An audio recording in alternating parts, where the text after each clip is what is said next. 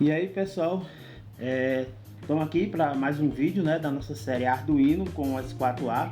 Mas antes de começar, queria aqui agradecer ao nosso amigo Denis pela camisa, né, do SESI Roraima.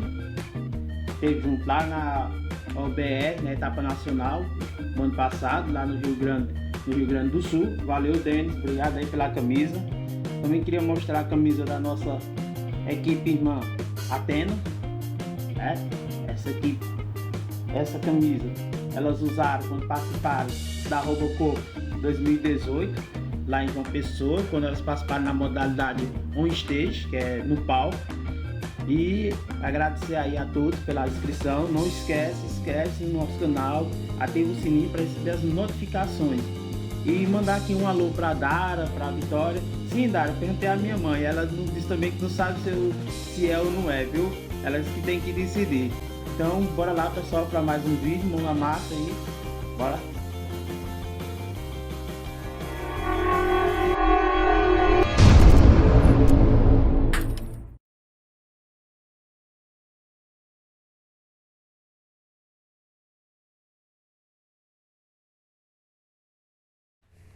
Bem, pessoal, esse é o circuito que iremos utilizar nesse vídeo. Uma protoboard de 830 furos, uma placa Arduino Uno, 3 jumpers, um push button e um resistor.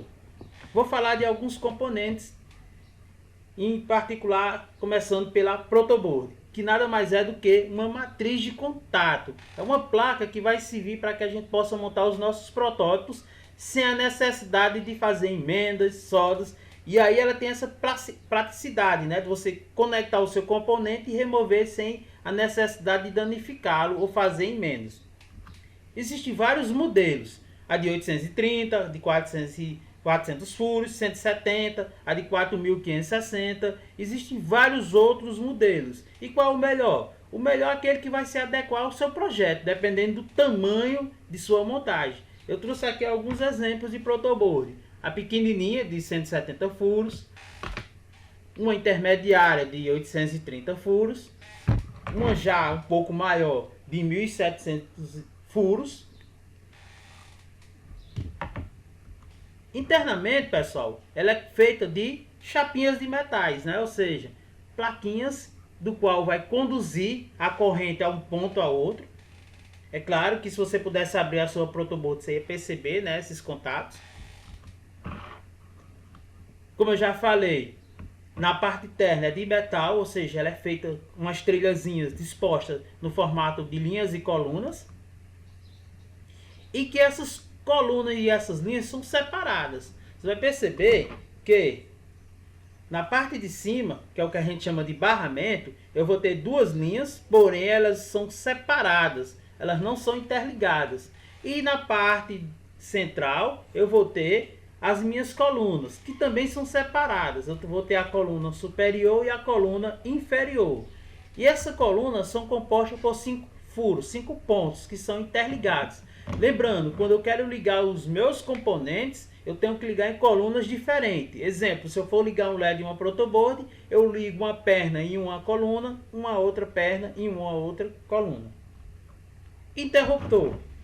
Interruptor nada mais é do que um dispositivo simples, utilizado para abrir e fechar circuitos. Ou seja, qual é a principal função do interruptor? Ligar ou desligar, deixar passar ou não a corrente elétrica.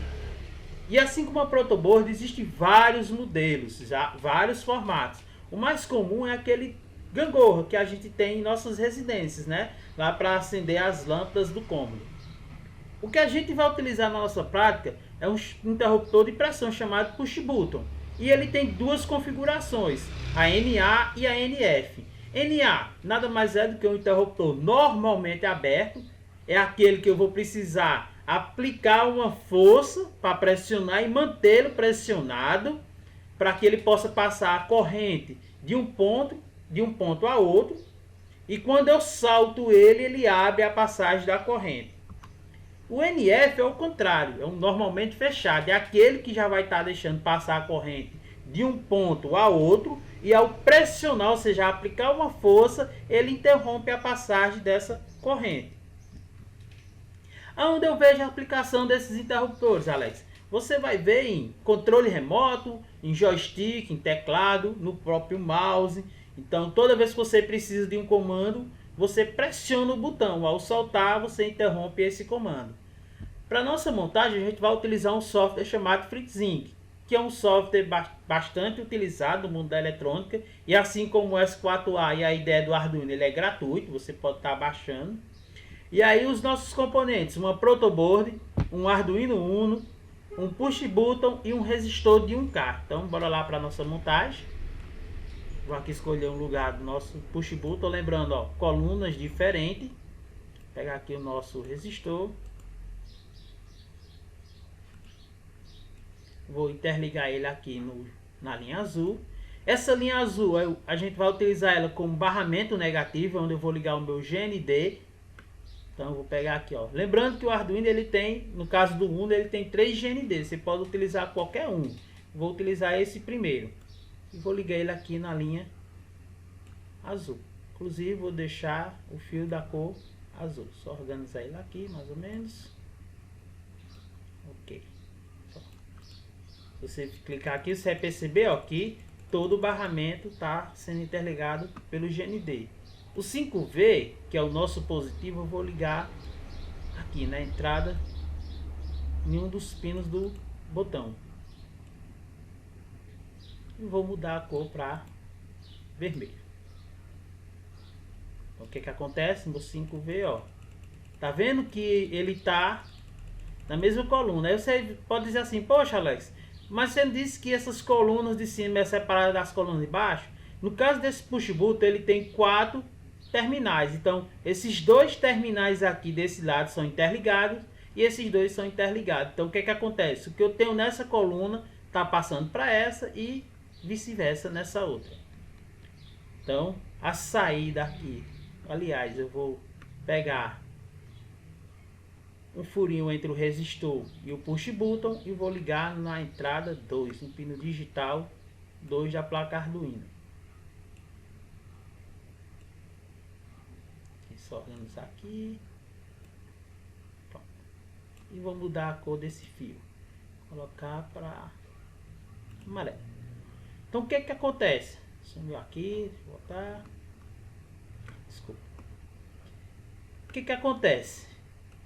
Nesse primeiro momento, eu estou pegando o sinal do GND, tá passando por esse resistor e tá indo para a porta 2, ou seja, ao pressionar o botão, ele pega o sinal do 5V e passa para o pino digital 2.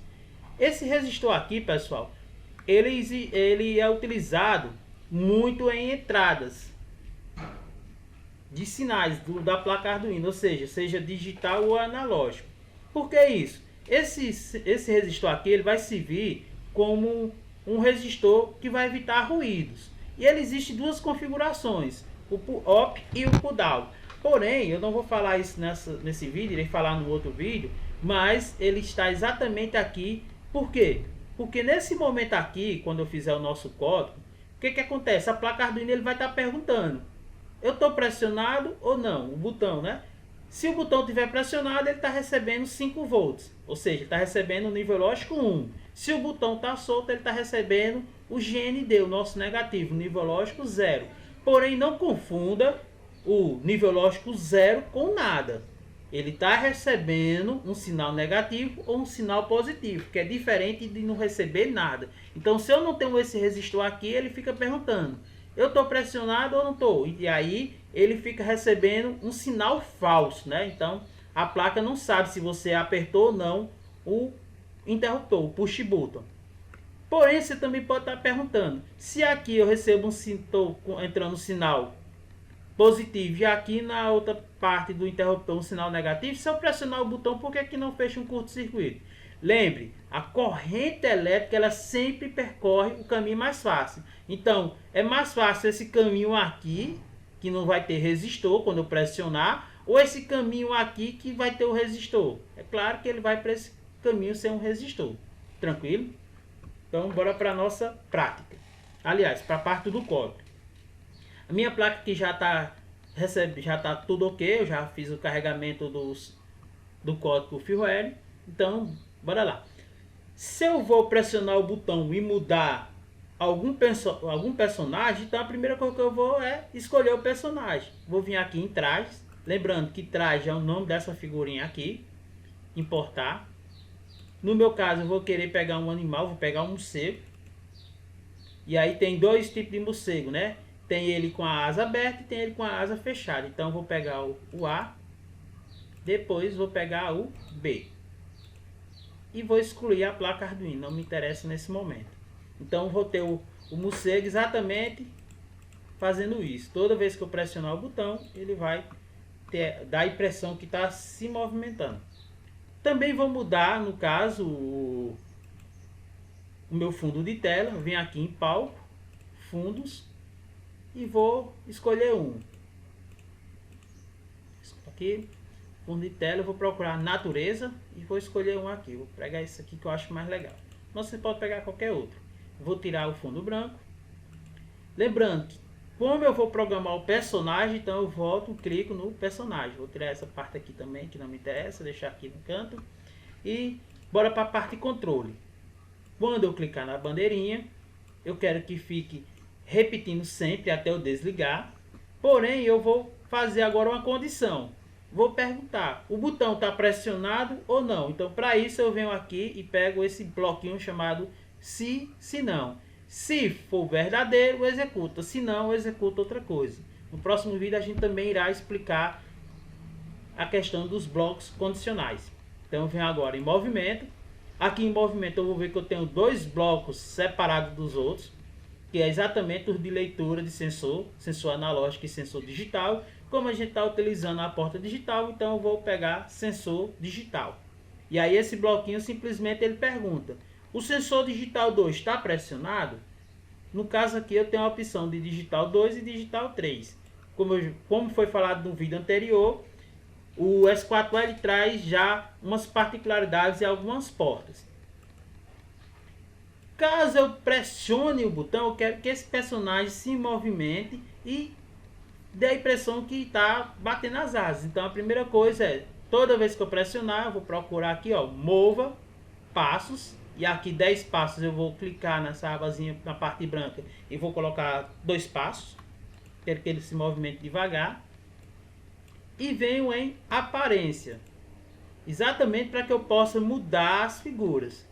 Que no caso são os trajes. Então eu vou pegar mude traje. Vou colocar aqui. E mude traje se não. E aí agora eu vou diferenciar. Vou pegar o traje A e deixar o traje B. Então toda vez que eu pressionar, ele vem para o A. Quando eu soltar, ele vem para o B. Então venho aqui, clique na bandeirinha. E vou pressionar o botão. Vai perceber que cada vez que eu pressiono, ele dá a impressão que está batendo as asas. Porém, percebeu que ele chegou no canto na tela onde a gente não vê mais? Então, para isso, a gente vai procurar uma opção que toda vez que tocar na tela, ele volta. Então, daqui stop, vou em movimento e vou procurar aqui o bloquinho chamado se tocar na borda, volte. E vou colocar aqui na minha primeira opção. Então, bora lá agora, iniciar de novo o programa e o morcego voltou.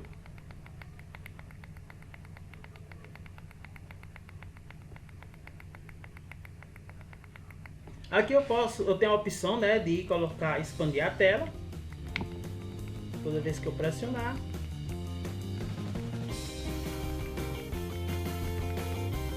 E aí, pessoal, fica como desafio você fazer com que esse morcego retorne, mas não retorne de cabeça para baixo, né? Você percebe que ele está retornando de cabeça para baixo. E aí fica como desafio para vocês fazerem isso. E poste aí nos comentários se conseguir. No próximo vídeo a gente vai falar exatamente sobre condições, esses blocos condicionais. Vamos falar sobre as configurações dos resistores. E também vamos fazer um semáforo interativo usando o push button. E é isso, pessoal. Gostou do vídeo? Dá um joinha aí, aciona o sininho e comenta aí e compartilha. Se você quer um outro vídeo diferente sobre Arduino, comenta aí que a gente irá fazer. Foi boa, pessoal. Até a próxima.